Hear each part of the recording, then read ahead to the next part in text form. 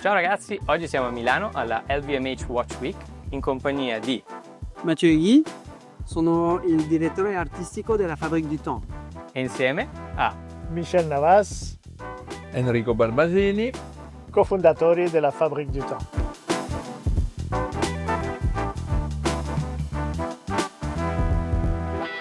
Oggi ci racconteranno in italiano, perché abbiamo la fortuna di farli parlare, un po' esercitarsi in italiano, delle novità che sono state presentate.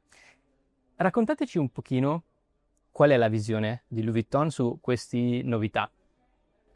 Allora, la visione di Louis Vuitton di questa novità è molto semplice. È lo stesso dell'anno scorso. Siamo veramente in una fase di sviluppo che va al top di quello che si può fare, i meccanismi, la creazione, l'immaginazione è sempre la stessa, tutto quello che parla di travel, del viaggio, no? Come nascono queste complicazioni? Perché vediamo una nuova Twin Zone, vediamo il Wartime che è ormai un segno distintivo per gli orologi di Louis Vuitton. Come avete lavorato su queste novità? Sì, lavoriamo insieme con Mathieu Guy e con la Fabbrica del Tempo. In termini di meccaniche abbiamo il R&D workshop, abbiamo anche gli orologiai e Mathieu ha l'equipo dei designers. E insieme facciamo vivere queste novità. Vogliamo fare quello che non puoi cercare in altre fabbriche. Dobbiamo essere unici, capisci? Il Wartime era già una cosa che avevamo fatto prima, anni fa, e l'abbiamo sviluppato completamente da noi. E questi due modelli, quello che ha il tourbillon centrale e anche quello, sono due versioni completamente fatte all'interno della Fabrique du Temps. Sì. Il sviluppo del meccanismo e anche il meccanismo stesso. Sì. E questo è molto importante perché per noi la Fabrique du Temps veramente è diventato un luogo dove tutti la gente che hanno conoscenze ottime dell'orologio lavorano insieme.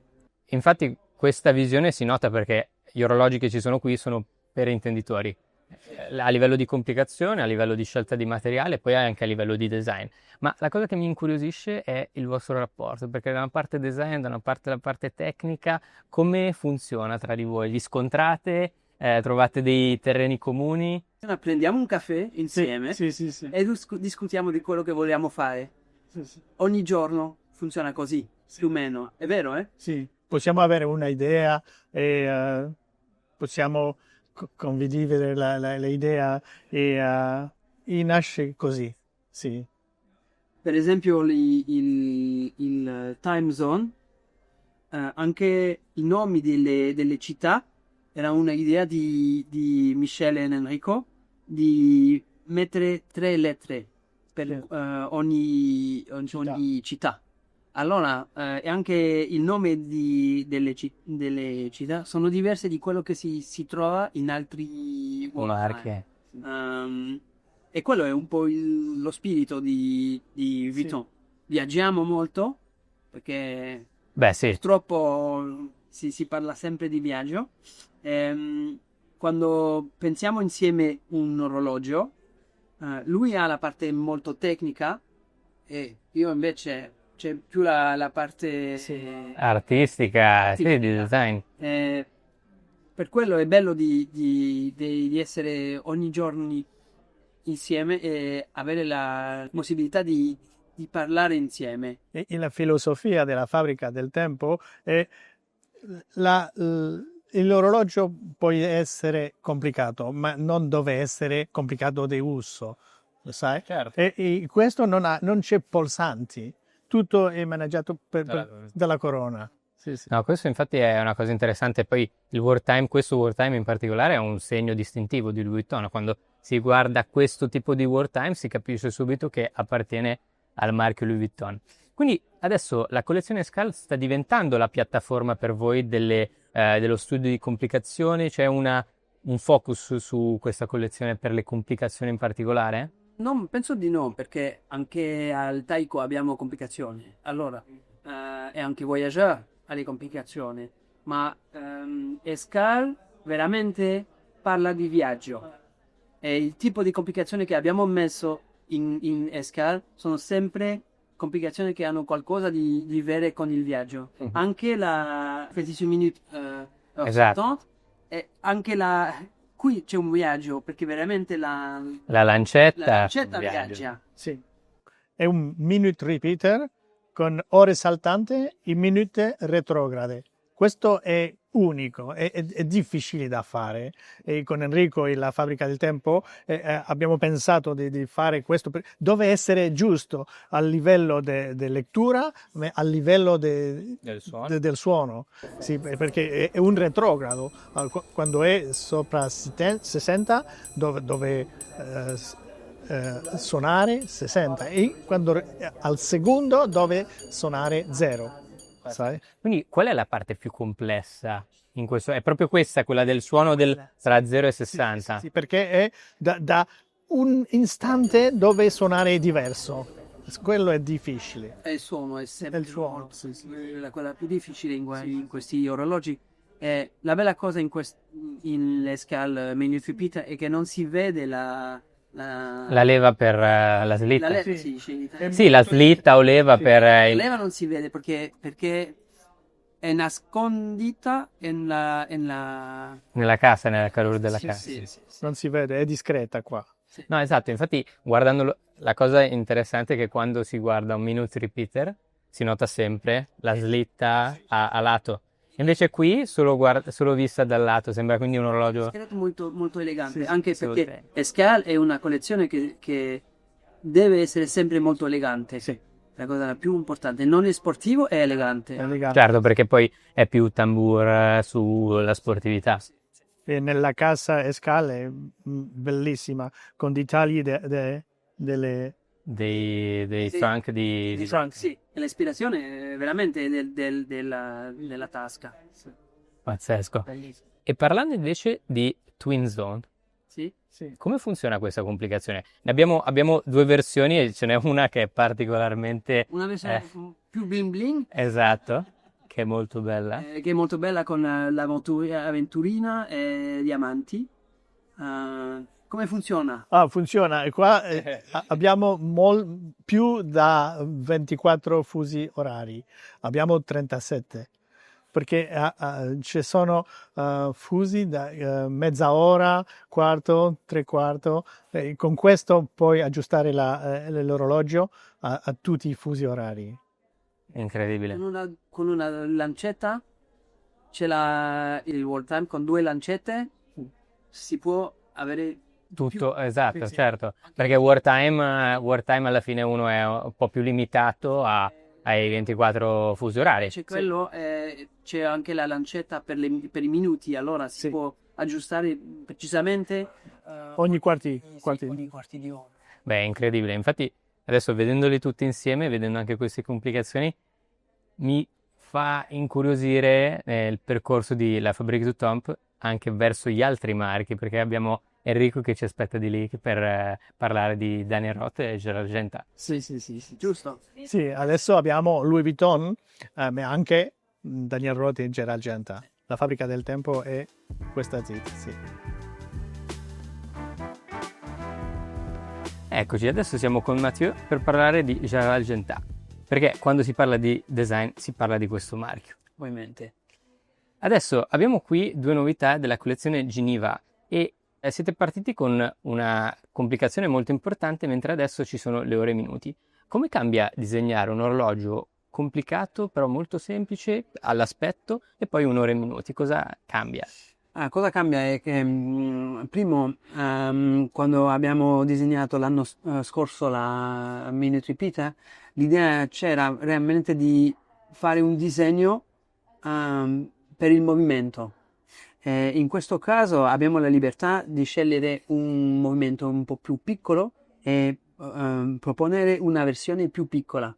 L'anno scorso la Repeated Minute era di 40 mm, invece quello è 38 mm.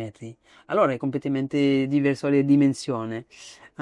E questo cambio di dimensione è molto interessante perché ovviamente per gente che hanno il polso un po' più fino, va per tutti, no? Per esempio io ho un polso un po' più fino e questo orologio mi va perfettamente bene. Per fare le cose un po' diverse, il Minute Repeater aveva il quadrano in onyx. E abbiamo scelto per questo quadrano di partire in metallo, ma molto lavorato. L'aspetto del quadrano è molto interessante perché la luce viene e si rifletta di una maniera molto specifica. Poi la minuteria è molto importante nella collezione Geneva perché la minuteria permette di fare un disegno di un orologio che non è rotondo ma sembra rotondo. Sì. Sai? E quello è il trick della minuteria. Allora abbiamo scelto anche per la minuteria avere una zona nel quadrano che è più affumicata, più scura del centro, e così lasciamo la minuteria bianca e si vede lo stesso del Minute Repeater.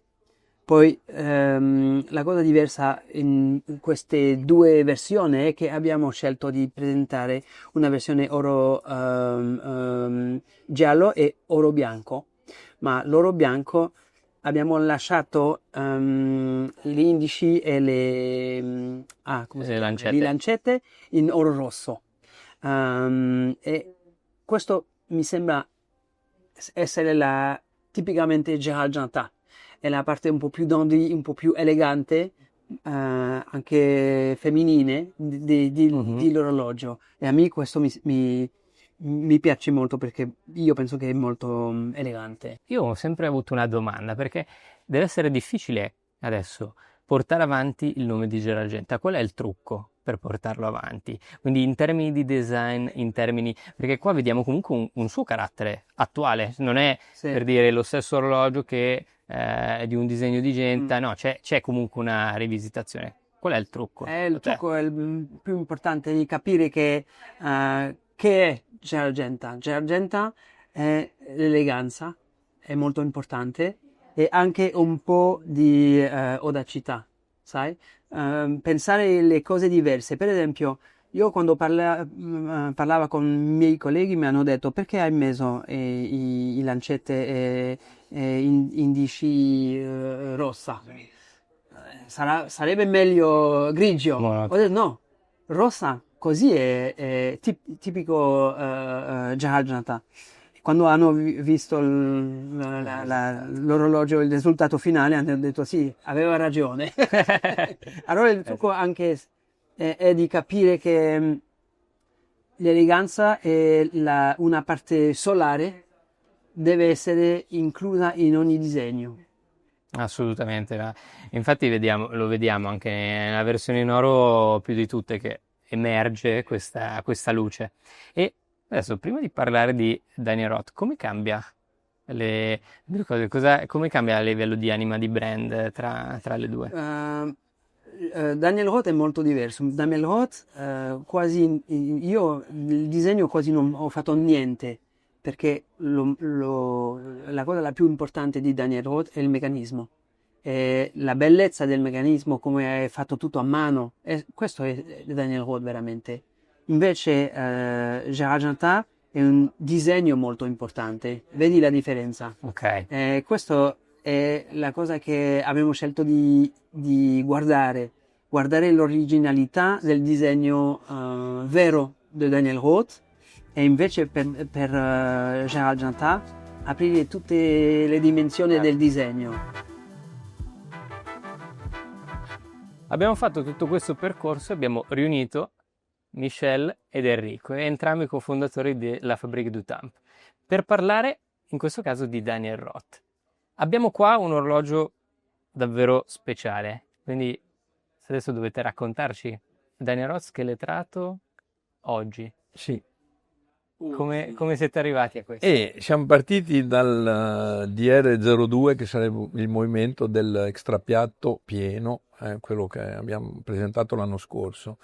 E come sempre con Michel abbiamo detto facile, dai, tanta. Però siamo andati un po' più in là, come sempre. Sai, a noi non c'è bisogno di spingerci, ci andiamo da soli. E dunque, per essere più scheletrato di quanto si poteva fare, abbiamo spostato le viti all'esterno, così ti dà più spazio per scheletrare, perché nel movimento pieno noi mettiamo le viti un po' più dentro, più estetico, no? Qua le abbiamo tirate fuori.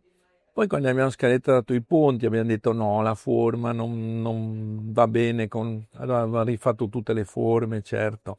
Dunque siamo andati un po' più in là, poi gli angoli rientranti, non so quanti ce ne sono, Michel forse lo sai. Abbastanza. Sì. Quanti ne abbiamo messi? Quanto può essere abbastanza? Tanti. No, non solo gli angoli entranti, ma tutta l'architettura del movimento è molto importante. Sì. La casa è la casa di Daniel Roth, la double ellipse casa. Abbiamo rispettato questo design, ma l'architettura del movimento l'abbiamo fatto. Il movimento è di oro, no? Non è latome, è oro. Oro rosa, 18 carati. Sì. L'abbiamo un po' affinato perché non c'è il quadrante. Certo. Dunque abbiamo guadagnato 8 decimi sullo spessore. La casa è più sottile. È più sottile sì dell'altro perché non c'è più il quadrante, dunque abbiamo tirato via, abbiamo rifatto una casa nuova e poi c'è un'altra cosa, è che nell'architettura del movimento le forme non siamo su qualcosa di diciamo antico, sai, noi abbiamo fatto le incisioni come fanno certi, abbiamo fatto un satinè, però sulle forme abbiamo fatto qualcosa di molto orologiaio, vedi, non uno scheletrato moderno, dritto, così come si può trovare in altre marche. Abbiamo fatto qualcosa un po' più regressivo, anni 70. Sì, perché ci sono questi raggi, questi ponti che vanno. In effetti. Si vede proprio che... Però non abbiamo fatto quelle incisioni, siamo stati un po' più contemporanei sulla rifinitura. Sì, perché alla fine guardando gli scheletrati di un tot di anni fa, hai quelle incisioni su tutti i ponti che lo rende un po' barocco alla fine. Sì, ecco. Un po' forte di carattere. Questo è diverso, questo è contemporaneo. Questo è, sì, lo guardi e dici. A Michel non piace. Non piace No, non ti piace quando è barocco. Sì, Michel, guarda. Quindi qua abbiamo reso satinato, quindi abbiamo messo d'accordo. Abbiamo fatto uno. Ma le dimensioni sono perfette, dal polso è un piacere. Poi magari se te lo guardi con la luce attraverso, vedi proprio scheletrato, poi si vedono le forme. Poi magari uno se ci sta un po' dietro scopre ancora che i ponti non sono attaccati alla platina, li abbiamo staccati per avere più aria, per non avere un'altezza così di materia, no? Li abbiamo staccati e abbiamo fatto proprio sottile anche i ponti, la platina ma anche i ponti. Perché abbiamo fatto qualcosa, siamo andati proprio molto in là. È difficilissimo per i nostri orologiai le rifiniture da montare. Esatto, quanto incide fare poi uno scheletrato a livello di finiture? Perché quando hai un quadrante puoi andare a coprire in un qualche modo. Qua invece sei a nudo. Tutto si vede. Sì. Si vede tutto, il minimo difetto incominci da zero. I nostri orologiai abbiamo messo proprio i più attenti, diciamo i migliori su questo prodotto, perché proprio solo a guardarlo magari c'è già una piccola riga. Perché poi negli scheletrati ci sono scheletrati che si vedono molto di più attraverso, e questo è uno di quelli, perché alcuni invece sono più chiusi. Può sembrare uno scheletrato ma ha poco di... Sì, perché puoi vedere attraverso. È più chiuso perché non hanno spostato le viti, non rifai le forme. Quindi parti dallo stesso movimento? Ecco, esatto. Noi proprio abbiamo rifatto il movimento per scheletrarlo. Sì. Cose che faceva anche certi, lo facevano all'epoca, di spostare le viti per scheletrare di più. Certi non lo facevano, ma certi lo facevano, sì, lo facevano anche all'epoca. E noi siamo rimasti su questa scuola. Con l'esperienza magari, se tu rimani umile, sul lavoro, dico, perché poi magari ogni tanto diciamo una, però se rimani umile di dire io so tutto, non sai niente, se tu rimani umile va tutto bene. Se ti rimane sempre il dubbio, non ti succede mai niente di... Perché ci pensi tipo, sempre. sì, perché il dubbio ti deve tenere. Uno che dice sì, faccio quello che vuoi, per me non esiste. Il dubbio, noi sempre così con Michelle. Avete dei dubbi? Sempre. Sì, sempre. Dove avere dubbi, sì. Sì. Se vuoi imparare, dove... Deve avere dei dubbi. Sì. Certo. Vedi, dopo 47 anni ponti e platina in oro, non abbiamo mai fatto. Certo, pensare 47 anni dopo fare qualcosa di nuovo è sempre anche interessante, emozionante. Sì. E facevo la stessa domanda a Matteo. Portare avanti il nome di Roth ti mette in dubbio perché dici, ti mette in dubbio o sapete già cosa volete fare? Abbiamo un grande rispetto per il signor Roth, che vive ancora, e andiamo ogni tanto a vederlo alla sua casa. Sì, anche il signor Roth è venuto alla Fabbrica del Tempo per vedere lo che facciamo e abbiamo molto rispetto per Daniel Roth, rispettando la sua casa. Invece dentro facciamo lo che sappiamo fare come orologiai. Sì, Daniel Roth era orologiaio, no? Dunque è una lingua che parliamo bene tutti e due. E dunque non dico che è facile, però più o meno la strada ce l'hai, no? Sai dove vai, no? Un po'. Parli la stessa lingua, quindi sì. semplice. Infatti per noi non è una grande difficoltà, anche se magari quando facciamo qualcosa andiamo un po' più in là, no? Magari vedi qua schelettrato non di ottone, però in oro. Magari spingiamo sempre un po' più in là, no? Perché siamo in un'altra epoca, altri mezzi, dunque facciamo qualcosa un po' di più. Non è bisogno di parlare tanto, se con Daniel sappiamo è orologiaio, siamo orologiai. Sì.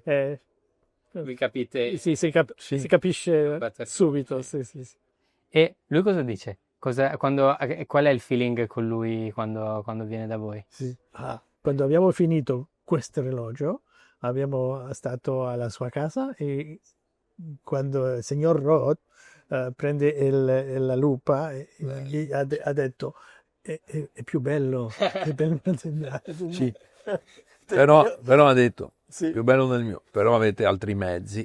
Sì. E vedi, quello che stavo dicendo è quello. Con altri mezzi si può anche andare un po' più in là di quello che ha fatto 40 anni fa ormai. Non abbiamo molto merito in confronto a quello che ha fatto, perché lui l'ha fatto in un'epoca diversa dove c'era poco e niente. Noi, oggi la sfida è andare in quella direzione. È per quello che se vai solo dove è andato, magari un po' più in là, anche se rifai qualcosa che ha fatto, ma con qualcosa in più, dai. Bene, Enrico, Michelle, grazie per questa chiacchierata. Ragazzi, io sono curioso adesso di sapere voi cosa ne pensate di tutte queste novità e ringraziamo anche Matteo, quindi fatecelo sapere nei commenti. Grazie Fabrizio. Grazie a tutti. Grazie. Fantastico. Grazie. Vedi?